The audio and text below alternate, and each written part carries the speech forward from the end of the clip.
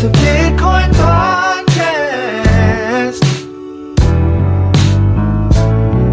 The only one that's making your money is you. Listen to the Bitcoin podcast. So hold on and listen to the Bitcoin podcast now. Hey, everybody. Welcome to another episode of the Bitcoin Podcast. This is Season 2, Episode 12. I'm the host, Talk First. Most normally I talk first. I don't know. My name is D. He's a mime.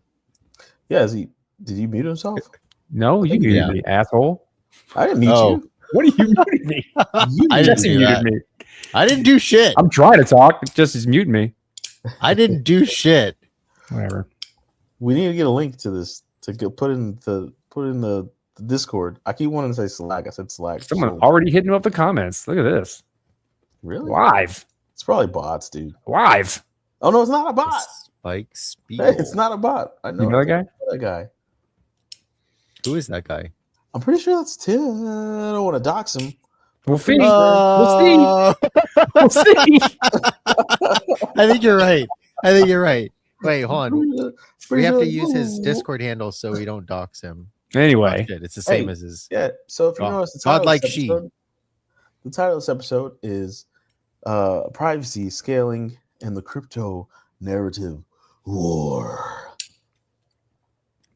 Sorry, I was hoping that we would have some sound effects there, but our sound effects guy is not in the same time zone as us, no. so he doesn't show up. He's like grinding. He's like into your grinding. So we have no production. So get used to it. So this is as good as it gets. But I am going to read a monologue. I hope you guys are ready for this. So we're going to get started. And I'm going to use the teleprompter. Are you? We keep Hey, watch no how secrets. bad D's eyes are when he uses a teleprompter. It's Yeah, pretty funny. don't do that. Don't judge my eyes. All right. So this is going to be tough because it actually moves really fast. I don't know if I can read this fast. I feel like I'm reading in front of the class. Let's give it a shot. So before we get started today, I want to circle back to something Corey said last episode.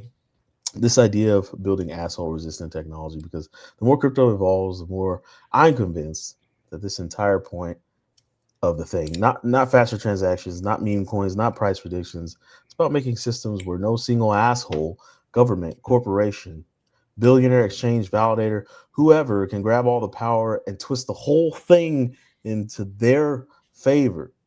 So, and weirdly, the deeper we go into privacy tool scaling, wars, blobs, L2s, the more the crypto world looks like the old world that we're trying to escape, in my opinion. That's my opinion. So today, we're asking some big questions. Why haven't we rebuilt the DAO? Is Ethereum trying to be Solana or Zcash? Can banks ever become the good guys again? Why are influencers still out here selling XRP fantasies? I mean, we're asking some questions. Not all of those tied to each other. Some of them in and around privacy and scaling and narratives. But let's get into it, guys. Let's go. Yeah. That was from privacy tools. huh? So I was just gonna say, like we've always been saying, like privacy tools are going to become relevant to everybody when things get really shitty, and they are moving that way in many countries in the EU. Chat control is doing a thing. Yep. So I guess AI let's, price discrimination as well. according to our script here, it's good if we were to try and rephrase for the new audience here who haven't listened to previous episodes. Go back, listen to them. I go through it deeply. The idea of what asshole resistant technology is, right? Mm-hmm.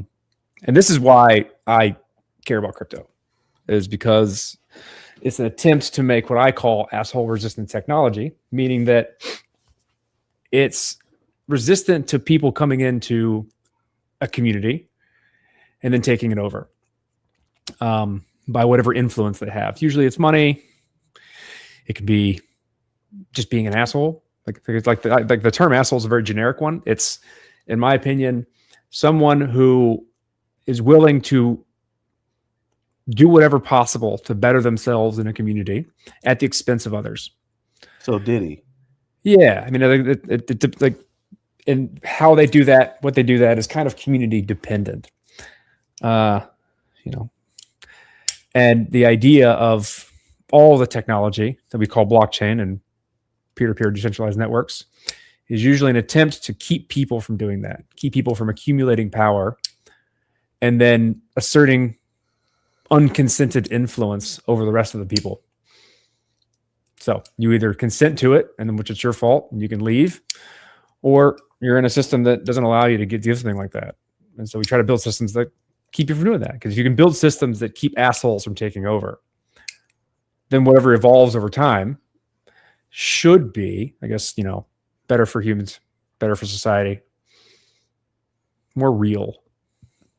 Lightning round. Bitcoin, asshole resistant? Most asshole resistant? Ooh, Ethereum, asshole resistant? Yeah. On par. XRP, kind of asshole resistant? No. Oh, XRP, no. fail. Solana, asshole resistant? Ooh, better than XRP? Better than most traditional systems? Not as good as Ethereum or Bitcoin. Logos, asshole resistant? It will be. Durability. It's not built yet. There's no Durability mainnet. Labs project that's secret, asshole resistant? Yeah, it has to be. That's me and Jesse are on the same page here. It has to be. Otherwise, it doesn't work. Yep. Mm. I wouldn't be wasting my life doing this if it wasn't that. Yeah, There's no point. Diddy's probably the exact opposite of asshole resistant, to tell you the truth, given for what the evidence said. Slippery slope. Yep.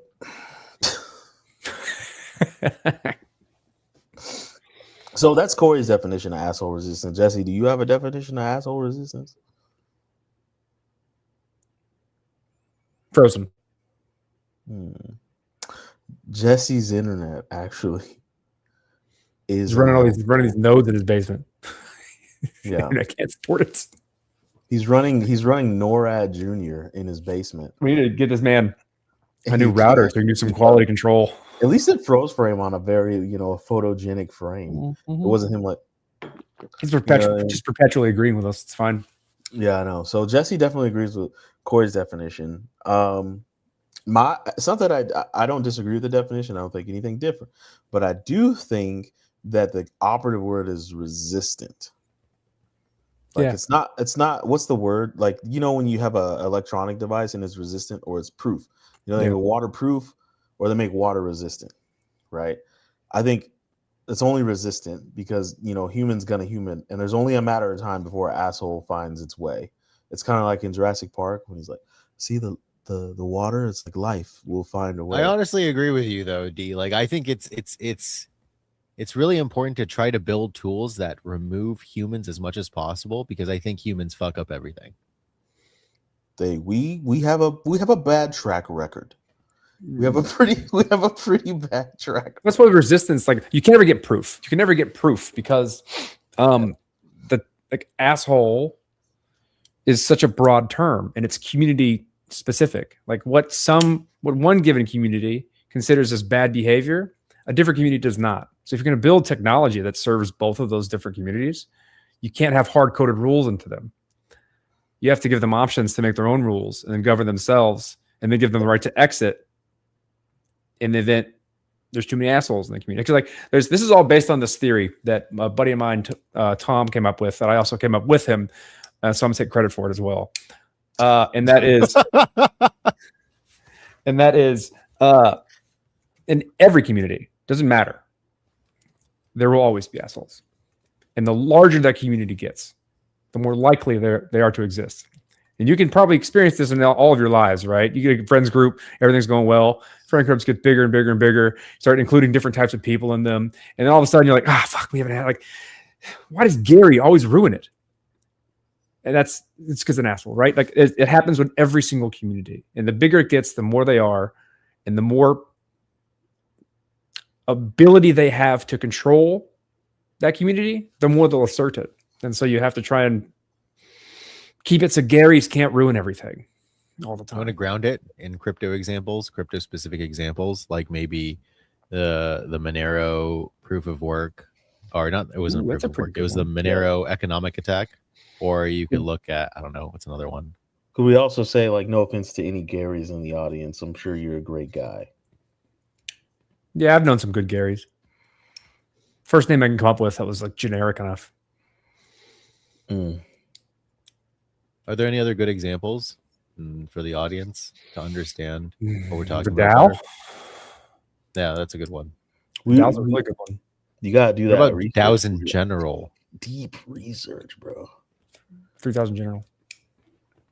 No, DAOs in general. Oh, DAOs in general. Yeah, DAOs in general Yeah. are a good one, but like it's elucidated by the DAO hack really, really well. Hmm. So for those that don't know, in Ethereum, we started this ICO craze back in 2017. And so just alongside of that, one of the projects called Slockit decided they wanted to do an ICO, but they wanted to do it differently. And they wanted to create what they called at the time a decentralized autonomous organization, DAO. It was basically a fund in which everyone put their money in and then had some commensurate token associated with it that gave them voting rights to then choose what the treasury participated in when it came to funding these ICO projects. And there's a mechanism in which you could, if you didn't like what was going on, you could basically fork, you could leave, you could take your portion out and create another DAO that was the same clone of the thing, but then forked off into a different direction where you can control that portion of the treasury. And then from there, you could take your money out if that was what you decided to do. So what happened was one person found a bug in the code and kind of did an infinite loop glitch and slowly bled out a good portion of the funds in the DAO. And at that point, because there's nothing you could do with Ethereum, it was a good portion of all of Ethereum, like all the ether that was available. And they ruined the whole experiment. And it was a really cool idea. They got ruined by a bug because someone found what's now called a reentrancy bug. And then the entire community of Ethereum decided to hard fork to refund everyone's money. Now, there's a lot of whole discussion on why they said they could do that and why it was okay compared to something like Bitcoin. But it caused a couple downstream events of like how people treated DAOs became very different. And the same experiment of the DAO never got redone because I think they're scared of it in some way, shape, or form. I could probably find someone like Griff. I think bring Griff on, who was the community manager of the DAO, to talk about this would be really interesting. Do you think he wants to talk about it still, or do you think he's like, yeah, he finds it like it's fascinating. It's like it's a piece of culture, like a piece of history that really altered the course of how cryptocurrencies work and how we come together and form DAOs. And if these things are, influential to how we manage money as a group, then he was a part of like real history there. But like it's a good example of like, because of this bug, the way we built the technology, which was meant to be asshole resistant in a way, someone exploited a bug and then ruined the whole experiment altogether. And now like it's altered the course of how we do shared treasury management and these types of experiments. So if we're revisiting the DAO 10 years later, I know you really want to do a deep dive.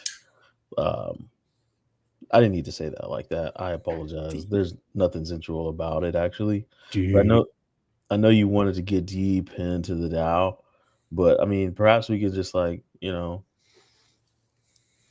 we think that the DAO is ever really going to be rebuilt to the same level of the vision that they had with the DAO, which is like this autonomous org that is making executive level decisions about real business logic on the order of, a major corporation that is just totally automated?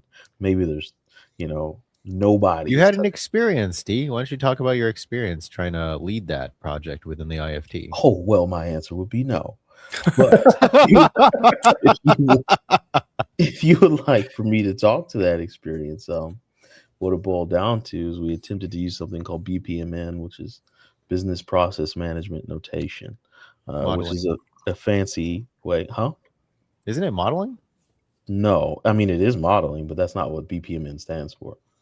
I thought that's what it was. Okay. I thought it was I don't know. business process management notation. Business I process could be model wrong. and notation. Oh, well, I was wrong. So, so if you got a business process, right, you got some business logic, you map it out, and the specific program that I was also spearheading would be able to, as you map it out, it creates the Python for you, right? So you could take that process and drop it into another process engine, and it should work like clockwork. The only thing is that business logic and business processes are very subjective. They're not as objective as one would think, right? Yes, if you look in a business book, it's got these rules, right?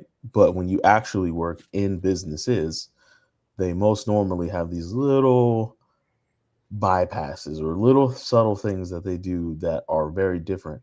And getting businesses to work in an ideal form, which is what you find in the textbooks, is rarely ever a reality. So when it came to actually applying these things to automate the business at a grand scale and then being able to copy and paste those processes into a different business, well, that just will never work. It barely works in corporations, massive corporations that are global, that have, factories and plants around the world. If you go from one plant to another, they're operating completely differently. Right. My experience Completely. as somebody who was subjected to the early testing of these processes, what is it? It, like, for instance, when you had to fill out reimbursements of invoices that you paid for that were relevant for work, it took way more time than it should have, or than the previous process took. And that was supposedly like a simple process. And if you imagine that process running on Ethereum when it was centralized, like, holy shit, that's going to be worse. I don't think anyone ever. If those who think all this stuff should run on a blockchain, I think are a bit naive when it comes No, to these things. that Like, was even if never- you just look at, like, say, let's take the current implementation of most DAOs today, which is, for the most part, run on a blockchain when it comes to voting. So most DAOs are effectively a pool of money in which people participate in gathering. It doesn't really matter where the money comes from. It can come from, like, some yield or whatever. It doesn't matter. There's a pool of money. And how that money gets used is subject to people making proposals and then a vote happening. And then ostensibly the people who have a stake, whoever, like, participated in that pool of money, have some token that represents their weight of their vote. And you can do this in a myriad of ways. So, like, say you just do a 1-to-1 mapping. I put $10 into this pool of 100. That way, that means I have 10 tokens, and my weight is 1/10 of the vote. It's like an easy way of looking at, like, the idea of that type of thing. Your weight of vote is equal to how much you've put into the pool. You try to get a bunch of people to do this so that it's a nice equal vote, or like reasonably fair votes. Then the asshole's the one with the big pockets. And you have these. That's Then a you lot have of this money. asshole problem. That's why you have things like quadratic voting and stuff like this to try and mitigate assholes. But 'Cause you just that's not the flatten it. point, right? So the point is that, like, everyone votes on all the things usually, but that's not realistic for any type of, like, organization.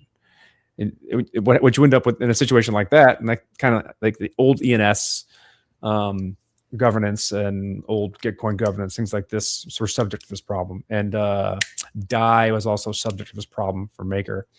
But, like, everyone voting on all the things becomes a problem because you get, like, information overload. And also, for most decisions in an organization, the idea that everyone gets to vote on it is stupid, because not everyone has appropriate information or enough information or appropriate skills to even contribute to a decision in a way that's meaningful. Nope. And so, like, this naive situation where, like, everyone votes on everything is dumb. And so that's not how DAOs are going to work. It has to work in such a way that you are asking the right people for a given decision to weigh in on what should happen. And you can, figure out how you want to do weighting distribution on that type of thing, or selecting the right group of people such that you're inclusive but not overwhelming. There's a lot of rules in which you can come up with to come up with quote unquote fair. But the blanket one of everyone vote on everything is stupid. And so that's how most DAOs work, and they're inefficient. And then you end up with, like, assholes or apathy or something inefficient. What I think is that or a business or a for-profit business, DAOs are not for humans. DAOs are for the robots. Maybe, but like I like the idea of coming up with fair ways of doing vote distribution, because like humans are going to vote. We're all going to have votes. I get that, but I think that just because of the fact that we have to vote, that breaks down the autonomy over time, and also reintroduces centralization over time. And so when you do those two things, automatically organization goes out the window. So is there like So- what's the appropriate amount of decentralization? I mean, it's the argument we've been having for like the better half of a decade is like it That's depends well, the on answer what is you're talking it's about. subjective. Like Yeah, it depends on what you're talking about. Right? so, I mean, reintroducing centralization may not be a bad thing, because like going from everyone voting on everything to the appropriate people voting on the appropriate things is reintroducing centralization, yes, it is. and that's good. It is good, in my opinion. But like, there's always going to be arbiters. Like that's whatever we call it. There's arbiters are a thing for a reason, and so like, I don't know. I just So to ultimately answer your question, Jesse, given my experience trying to build automated business processes for an organization, yes, you can automate one organization. It takes a painfully long time and is very difficult, but you can't copy and paste that automation from one organization into another. That was the vision of the DAO, though, right? To have some sort of pool of funds that does some sort of automated money distribution based on some business processes. And so if Kind of. you can't I mean, even get it to both. work, It's like where do I allocate funds? And if someone wanted to exit, I mean, they even then now, made there's a mini DAOs, right? DAO, and then Yeah. they could choose how they would like to manage that one. And like if someone made an exit, others could choose to join that exit, which then would fork Mhm. off and make a mini DAO. Mhm. Okay. But like for instance, like I don't know too much about how DAOs work in general. I don't really participate in that because I think it's a bit of a LARP. Like Optimism has a DAO, Arbitrum has a DAO, all these L2s, they had DAOs.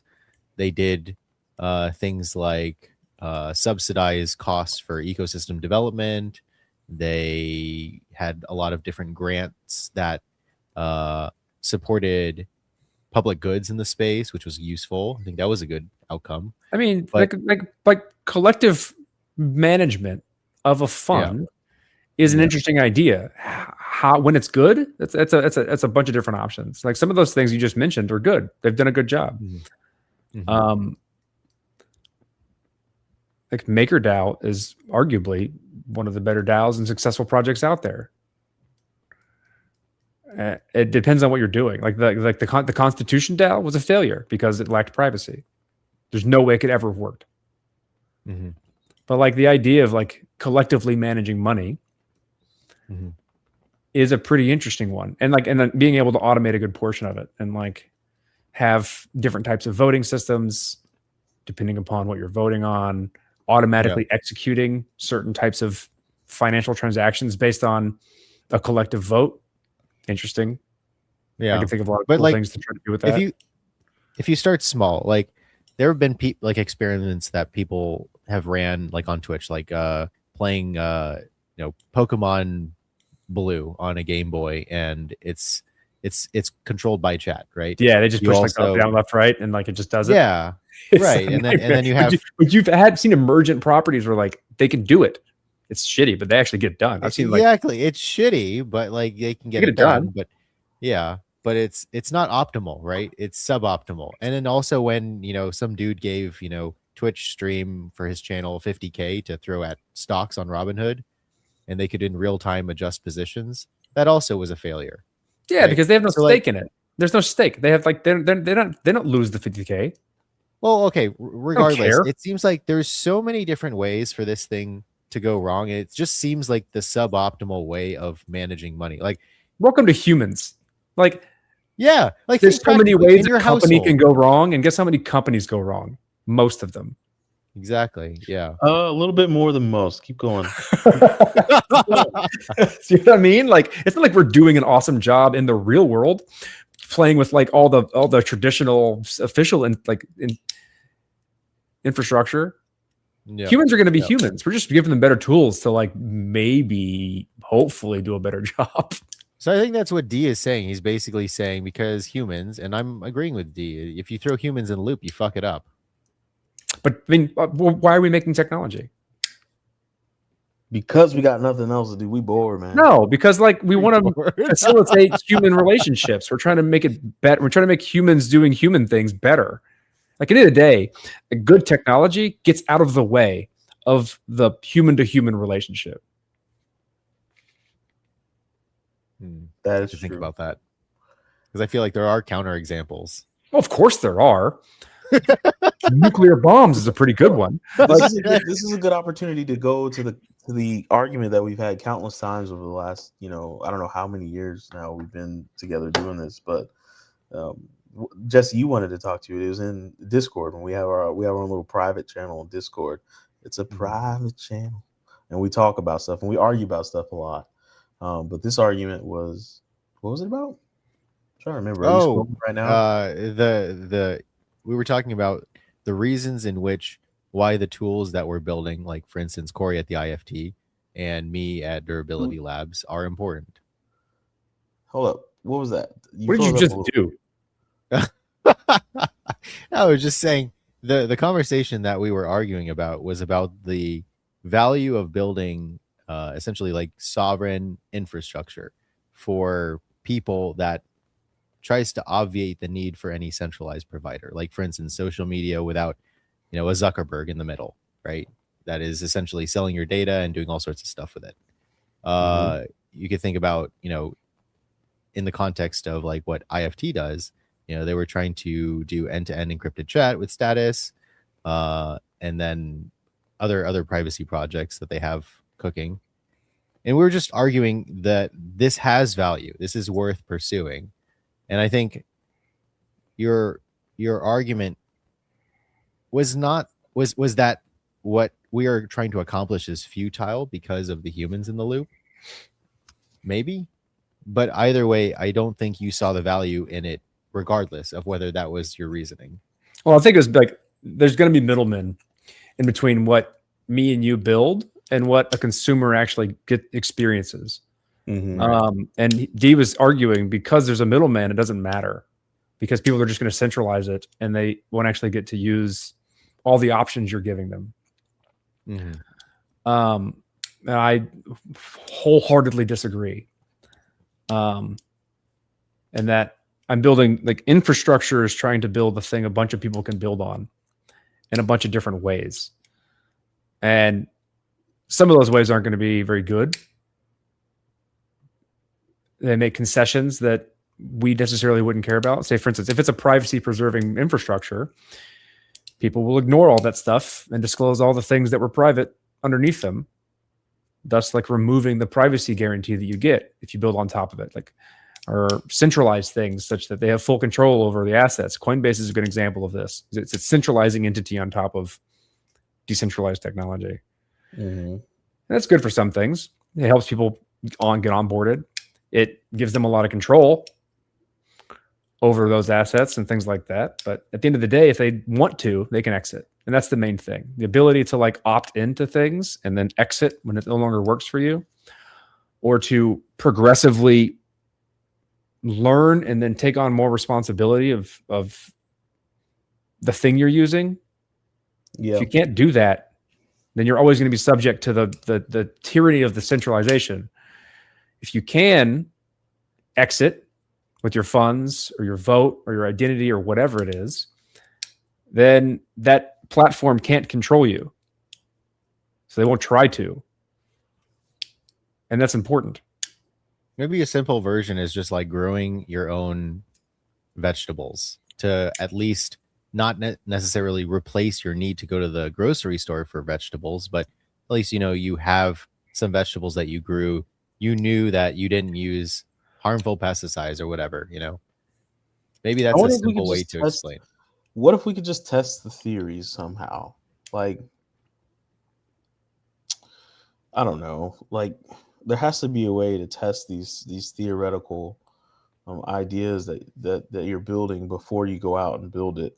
Like, will people join a system that they can exit from? Will they even know what that means on a grand scale? Will they care? Like, those are the things that, like, for me, every time you add layers that someone doesn't understand, you're adding an intermediary for them, right? Like, that That's just fine. is that is the way that it has to be in order for the thing to scale out to the most people, right? You're gonna add an intermediary for them. So um if that intermediary ever gets too powerful, then they just become the arbiters of the thing that's built, and they have the control.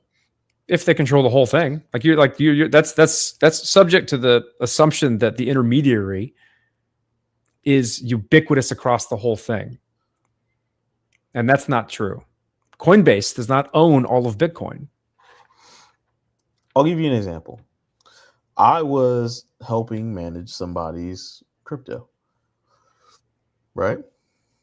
Doing a favor. Let's just say a favor with money attached. So a service. No, Uncle Sam, you don't know shit about me, okay? So anyways, I'm doing this, right? They had the private key, right? It wasn't great, but I knew what I was dealing with. I was dealing with a level of ignorance that was like insurmountable. So I was like, here's your private key. This is access to your wallet. This is everything. Cool, cool, cool. And they were still like, cool, I just want you to do everything. And I was like, yeah, but I don't have to. You can. You're smart. You got your big boy pants. You do it. This is your stuff. They're like, no, I want you to do it. And I'm like, okay, but no, because if something goes wrong, and anything can go wrong, especially now since I've given you the private key, you could give that to somebody else and they could steal your shit, and then I'm culpable. Like, no, I'm not going to do that.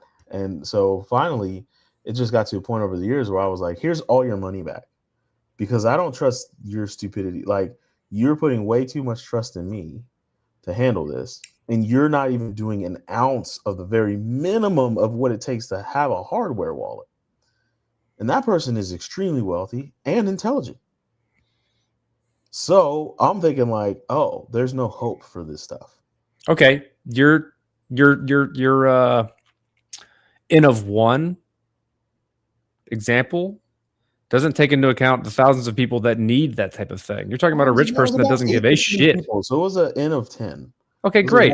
That's not talking about most of where this technology actually serves people today. It serves a small niche of people willing to do the minimal amount of effort. I know how a hardware wallet walks. I know how to make a cold wallet. I know how to make a paper wallet.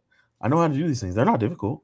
Yeah, but like the people you're interacting with are trying to make a buck with extra money. 100%. 100%. They don't care because they're oppressed But or their government money blows dicks. why is caring about a thing why do I have to care about that thing for it to be a part of my life? Because you need something you don't have. When your government money can't hold value to anything, you're going to care about putting your value somewhere where it does hold on to some level of stability. Or I like to quote my good friend Jesse on this, and he said, "quote unquote, get good." So How can you like how you go to your you're good government, at something, you make a bunch of money, and then the value drops out of the money you made, and so you've done nothing. Yeah, like you need to not hold your wealth in something that is a depreciating asset. Like, for instance, you wouldn't store your wealth in cars, right? Especially cars that lose value. They're not like the exotic, Bugattis, right? So or like that are like 1 of 10. You know what I mean, right? You would never invest in a fucking, I don't know, a Maserati, right? And once you drive it off the lot, boom, you lose value. Right? What if you had to pay your taxes in Maseratis? That would be awful. Exactly. So you're just looking for a better lot. Great. And then the moment you get one, it goes completely depreciated and you can no longer do anything with it. And all that work is worth nothing. Yeah, let's talk. This is good. This reminds me of the old conversations. Think about this one. They won't release the inflation data, and they're allowing you to put twice as much away in all of your government regulated savings accounts, which means how bad was inflation really? If they've changed the law so you can put twice as much away in your HSA, twice as much away in your 401k, twice as much away in everything else. I mean, I'm no economist. Well, if we had like a vehicle to like put our wealth somewhere else and attached to that type of thing, that'd be really helpful. Yeah, it'd be crazy if there was this thing that could, and one of them could buy you a very, very high-end Lexus. But I don't know if this is the right show for that kind of conversation. But anyway, I think it was a good rebuttal from Corey. Like, he basically said you have one data point, and it's a guy who has money and wants more money and doesn't want to do any amount of legwork to learn how a technology works. It's like buying a nice set of pans because you want, food cooked in a certain pan, but you don't want to cook it yourself. Well, then you don't really need the pans. Like, you could. That's a really terrible metaphor, but I was trying. It's just really bad. Trying. I was honestly, like, realistically, people in like African countries, right? Their fiat is very volatile, right? So they want to store it in the dollar, but they can't get access to dollars. So the next best thing is like a stable coin, right? For them. So these guys, like, they use phone apps. They don't even custody things on like a really secure way. They have like one phone, and it's probably a shitty phone, and they have a hot wallet that is basically storing their entire wealth, which is, in American terms, probably not a lot. And they're using USDT. It's still better than what they got at home. And it's still better than what they have. That's where my frustrations with this entire technology lies. That story that you just told has been being told for 12 years now. 12 years. They've been telling the story. It's real. I know. They've been telling the story. They're using it. Of the small African village, which always has to be African for some reason. There's other broke motherfuckers out there. But there's, you can look at El Salvador. Like, look at South America. They love this shit. Same thing. The exact same thing. I'm doing the Stewie head turn on that one. I don't know. What do you mean? No. I know people that've been there. Same thing. You need to leave the country. So you would like to defend Africans, or you're mad people are using Africans as an example because it's bad? Which one is it? You need to choose. I've talked to these people as well, and I'm not hearing the same things. So I'm just wondering. Americans are looking at crypto as an appreciating asset, right? And it's more of like a pump and dump that they just ride and they throw money at. It's like very gambling oriented. I've yet to come across an American ask me about this stuff. If this technology were that great and that empowering and that awesome, then those countries that you speak of that quote unquote love this would have amplified it to a point where it overshadowed all of the other countries' need for it. I have a pretty good rebuttal to this one. And that is, what we have built isn't good enough because it's not private. It can't provide the properties that it's set out to because it is not private. It can still be censored. And the people who use it can still be censored, which is equivalently the same. Yeah, but people just use Monero then. Monero stuck around pretty well. Yes, but now that the cat's already out of the bag and everybody sees that the cat had a tether on it, you can't just release an untethered cat without them being like, oh, wait a second, that's too private. That's bad money. Yeah, that's going to be a difficult thing to do, but I think it's worth it.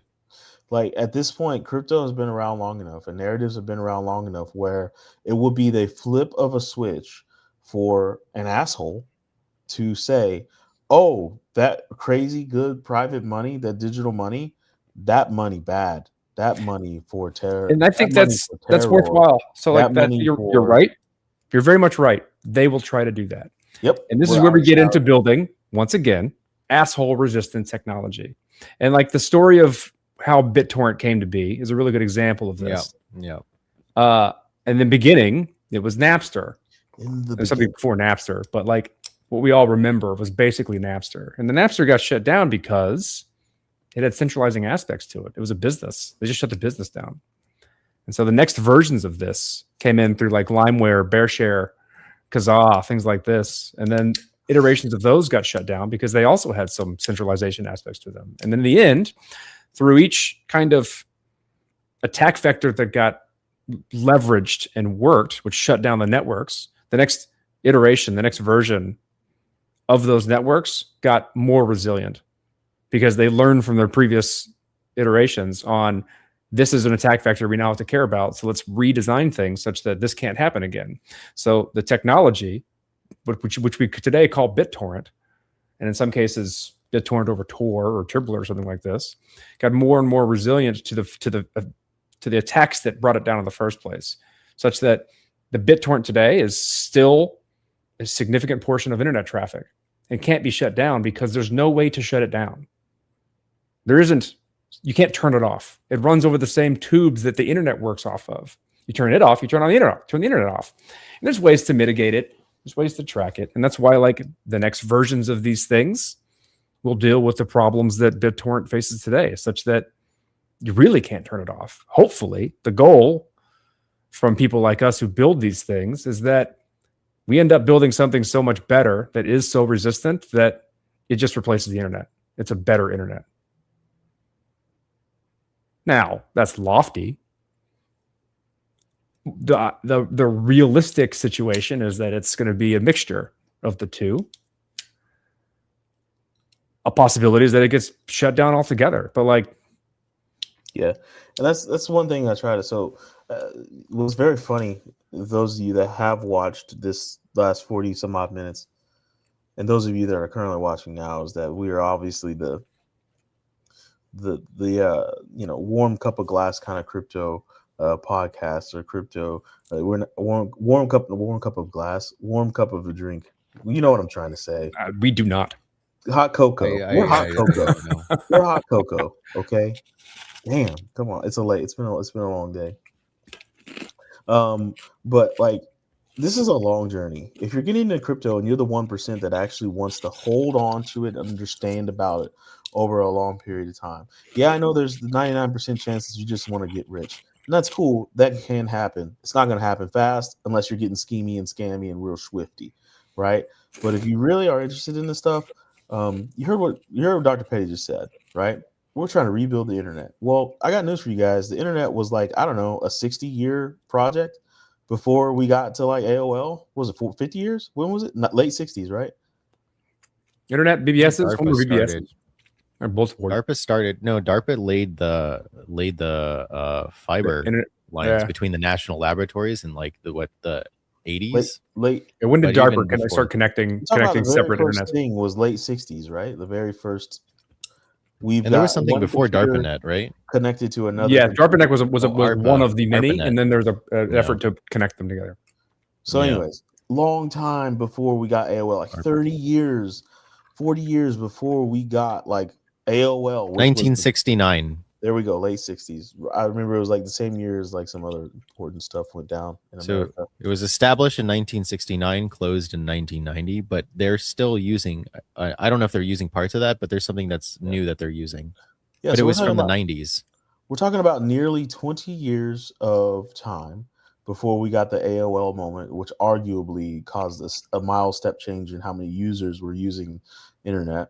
And then probably before that, how many years of math and physics and network and science went into the algorithms that finally came together, the research that finally came together for that initial moment in 1969 to where one super duper smart dude and another smart dude, hopefully it was a woman, but we all know it was the 60s. Like, come on, let's be a couple of other ones were women, and they were ballers.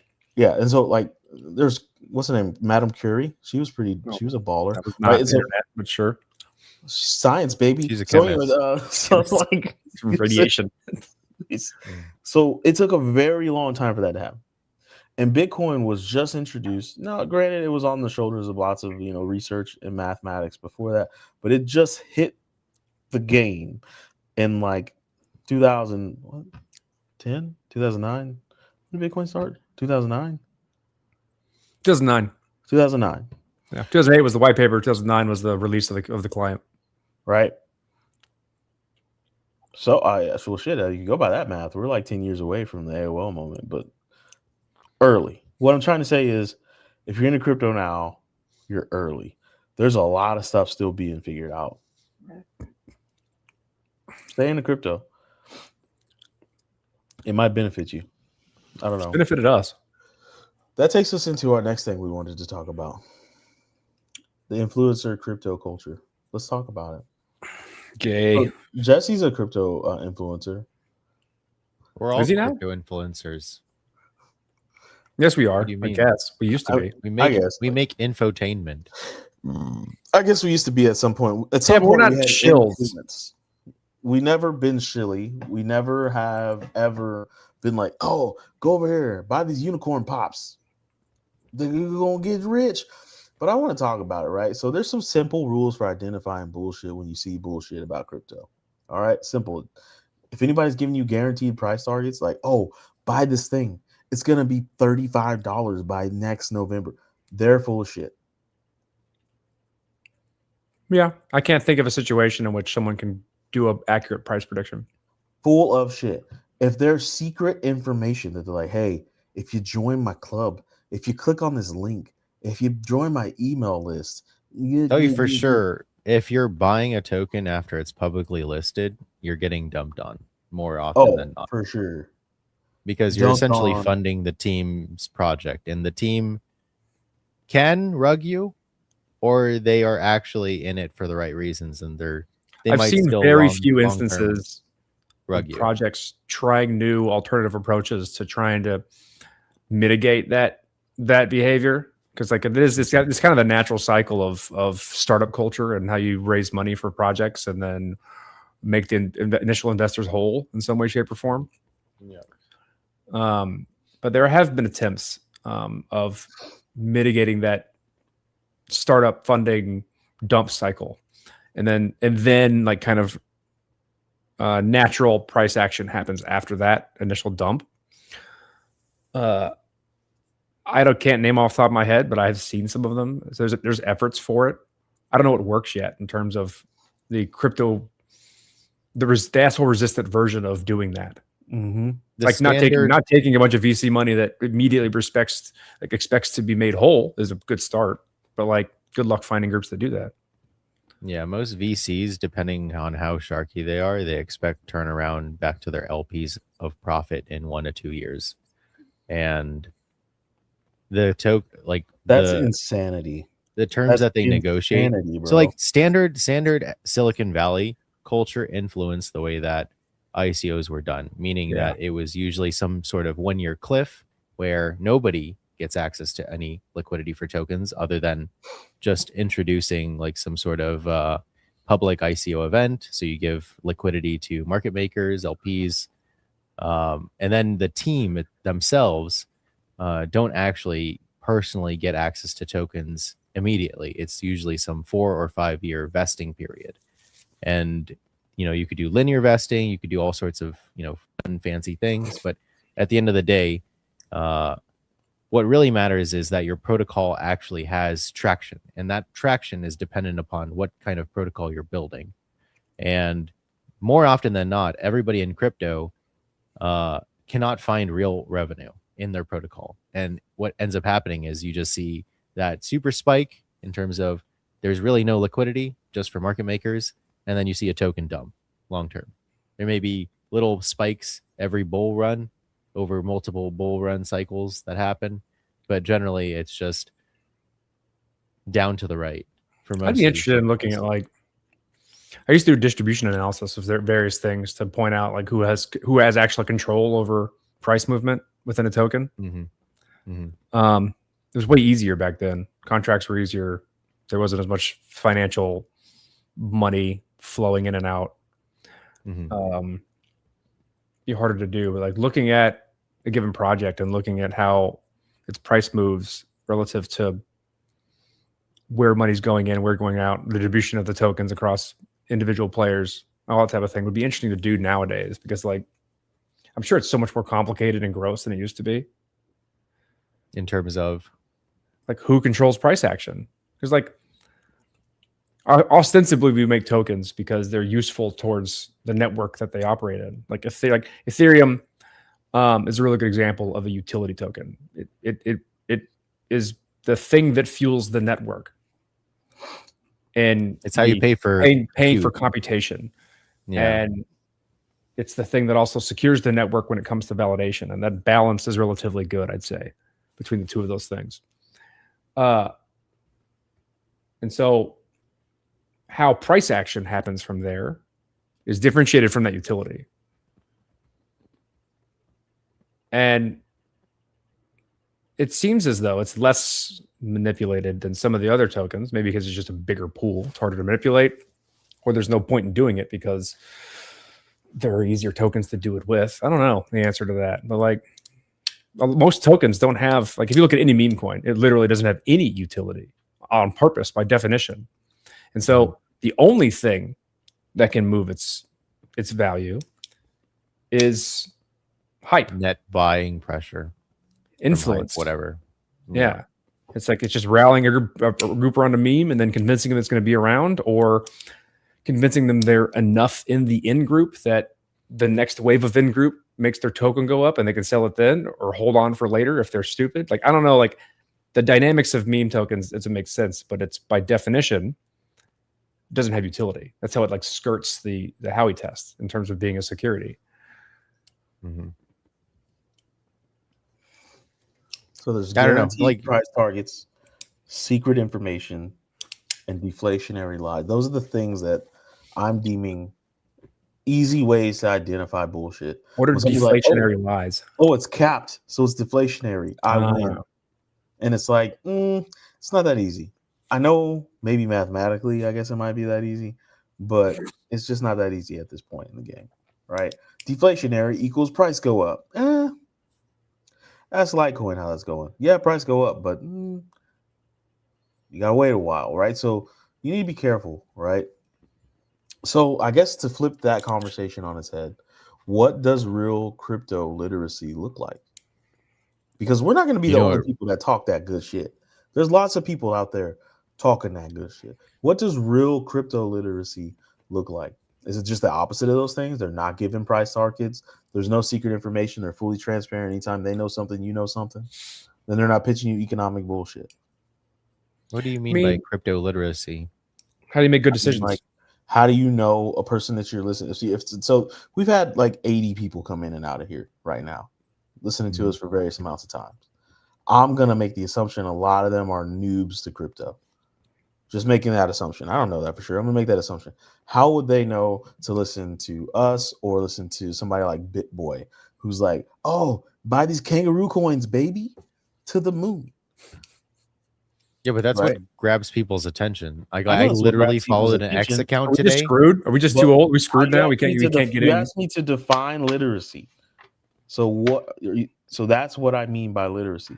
That's not literacy. That's illiterate. So if we were defining literacy, it's someone who, when they talk, you know that they know what they're talking about when it comes. They're not making promises. They're giving you education so that you can make a good decision. And the seedy thing here, the insidious thing here, is that when you listen to some of these influencers, they use the words of education while trying to make promises.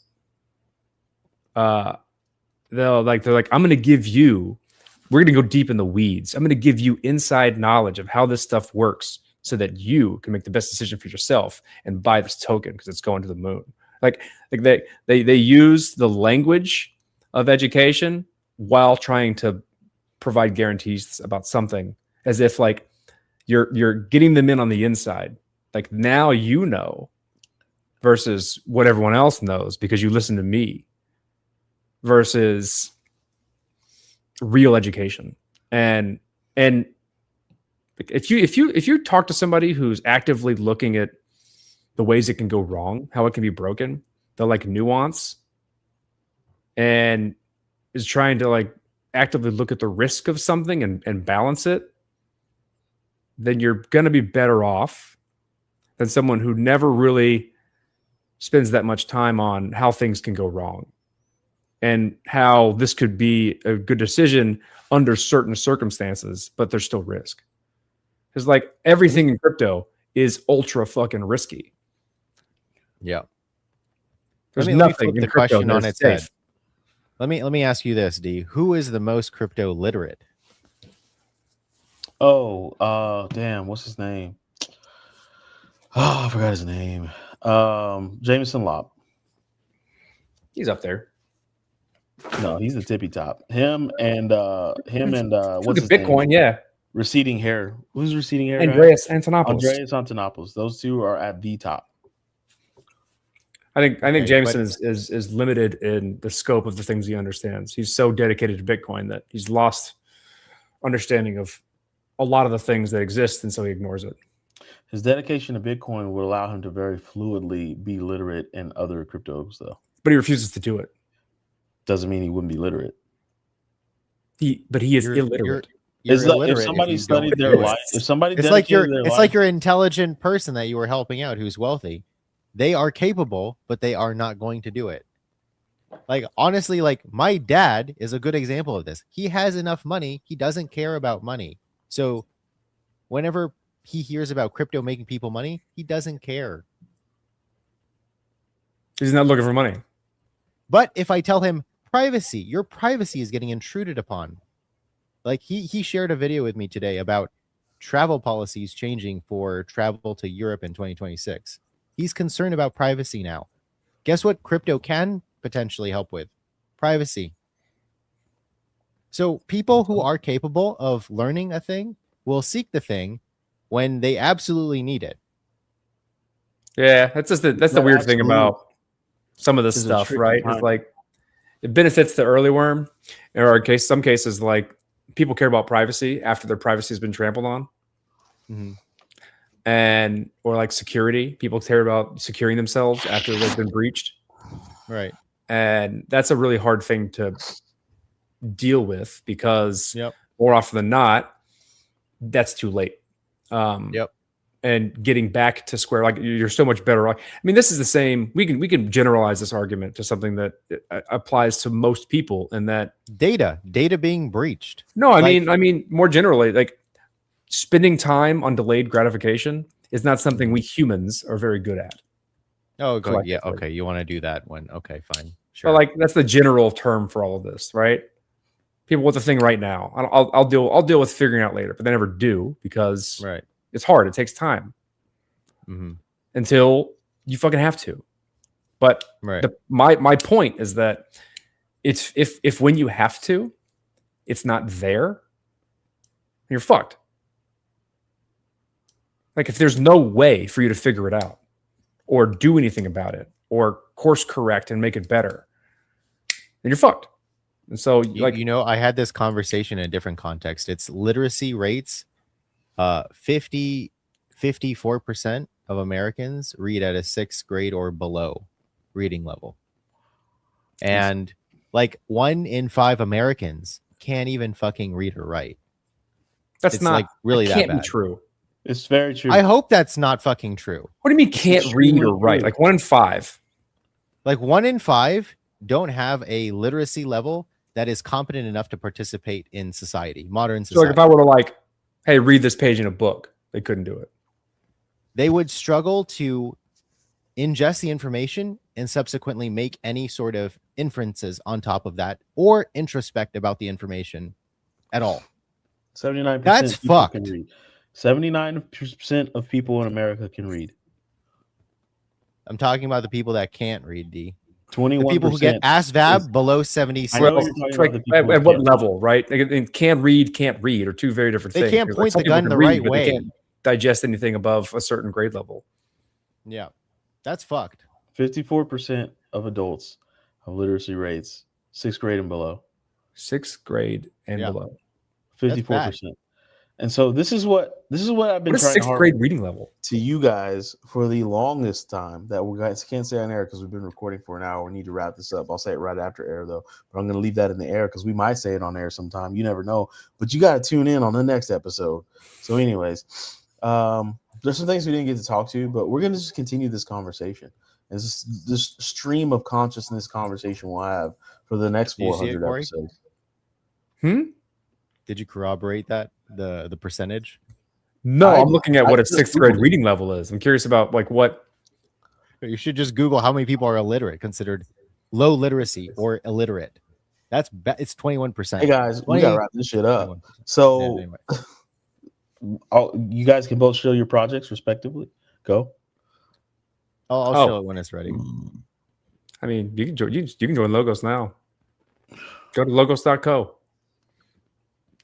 Learn about privacy and why it You matters. can go to fergalati.com and you'll see an unfinished website, but one of those services and goods is finished. So hit me up if you want it. For Jesse, he's a hey, you don't want to release it till it's perfect. Shadow. No. Shadow jacking Not. hard. Okay, pilot.archivist.storage. Go there. Ooh. I'm going. Figure out the password. If you're shit. not a retard, Wait, you'll wait. figure it out. We got this one. Don't archivist that what? Pilot.archivist.storage. Archivist or archivist? Archivist. You like that? It's I like archivist. you can say it however you want. AI says will. archivist. Into your access code. All right. Pilot.archivist.storage. That's my man Jesse's project down there. Oh, wait, for you guys on vertical, I gotta do this. That's his Password project. container. Go, That's Corey. You fine. can figure it out. Oh, I'll find it. All right. It's client side. It's not server side. We're gonna do a In fact, shout out to yeah. old long neck, white face, Zoe Saldana. We see you, boo. As always, shout out to my wife. I have to do that to counteract the karma. And shout out to Ahmad. Miss We you, miss buddy. you, guy. And congratulations to Jesse, who had a big thing happen in his life. And we're gonna wrap it with that because I don't like doxing my man. It could be whatever you think it is, audience. Use your imagination. All right. Play the outro. Station.